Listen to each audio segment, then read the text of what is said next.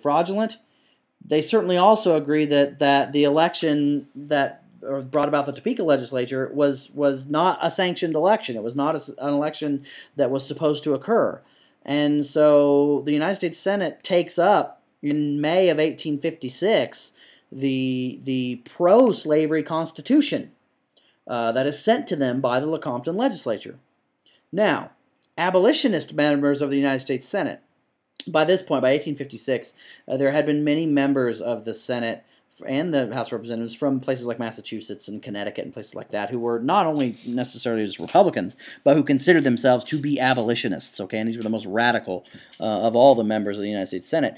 They were aghast at the idea that the Senate was even considering the the Constitution that would allow slavery in Kansas. And one of these abolitionist senators, a man named Charles Sumner, stands up and gives a speech called The Crime Against Kansas. It's a long speech. He was known for his oratory.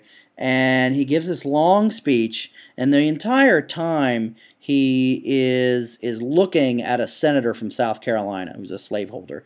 And he's sort of using Kansas as an analogy for a slave woman, and the way that Kansas has been assaulted sexually, raped by pro-slavery Missourians in the same way that female slaves are sexually assaulted and raped by their masters, and sort of refers to anybody who would do this as an animal and a beast, right? And so he's very much sort of directing this right at this senator from South Carolina. And his name is Butler. Anyway, the senator from South Carolina, his nephew, his name's Preston Brooks, is a member of the House of Representatives. And he's not on the floor of the House of Representatives at the time. They're either in a recess or whatever. So he's standing outside the Senate chamber listening to this. And he becomes sort of personally insulted. This becomes one of those sort of affairs of honor for him. He feels that his uncle and his Southern manhood have been insulted by this speech, very inflammatory speech of Charles Sumner's called The Crime Against Kansas. And so the next day, before the Senate is set to go in session, Charles Sumner, the senator from Massachusetts who gave the speech, is sitting at his desk. And this South Carolina Congressman, Preston Brooks, comes up to him on the Senate floor and gets his attention, and then proceeds to beat him with his cane, beat him savagely with his cane. I mean, he beats him that so much that the sort of internal bleeding and the trauma to Sumner's body, he is not able to come back and serve as a United States Senator for something like 9 months. And even then, his speech is slurred. There's brain damage that's been done by how savagely this man has beaten him. He breaks his cane over him, right? Well, this event, in many ways, sort of like the Nat Turner Rebellion, just sort of reinforces in some ways, Northerners' opinions of the South, right? That, see, this is what they'll do. They're beasts. They're barbarians. You disagree with them, and they respond with violence, right? And for his part, Brooks is kicked out of Congress, and he is actually reelected the very next election. He's reelected to his old seat, and many of his supporters send him new canes with a picture of Sumner's head inscribed on the metal tip or the handle of the cane. And so one of the examples of how in this case Northerners' image of all Southerners as sort of barbaric, hate-mongering, sort of whoremongering slave owners who are sort of sexually rapacious in the way they abuse their female slaves has just and who are violent people has just sort of been reinforced. However, and this is slide 9, the response, and one of the immediate responses that occurs in Kansas to Sumner's caning reinforces Southerners' sort of stereotypical view of Northerners. And that is this man who you see pictured on slide 9, John Brown, who sort of was from Connecticut, from a congregational sort of church background, sort of been a failure at everything he had ever done, failed at 6 different businesses, defaulted on his debts, all this sort of stuff. In the late 1840s, early 1850s, he was at a church service in Ohio, and heard someone, an abolitionist preacher, give a very sort of impassioned sort of speech about anti-slavery.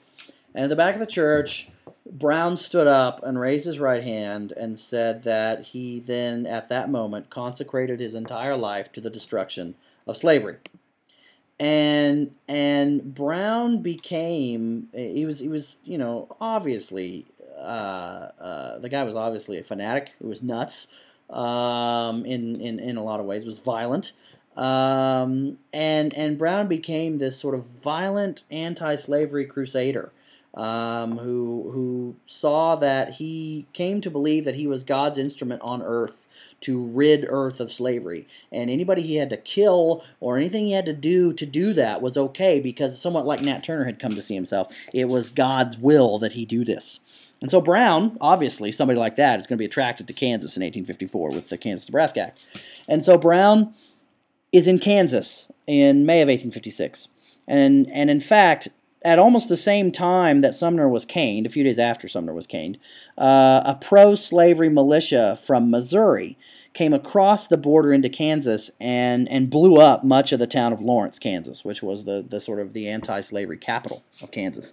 And so Brown is on his way to Lawrence to try to catch these guys. Well, they've already gotten away, but he doesn't know that. Brown and his sons and many of his anti-slavery followers are on their way to Kansas, or to Lawrence, to try to save the city from these attackers, when word is brought to Brown that Sumner has been caned by Brooks. And at that moment, John Brown decides that he is going to strike a blow against slavery, and he's going to strike a blow of revenge for Charles Sumner and for Lawrence, Kansas.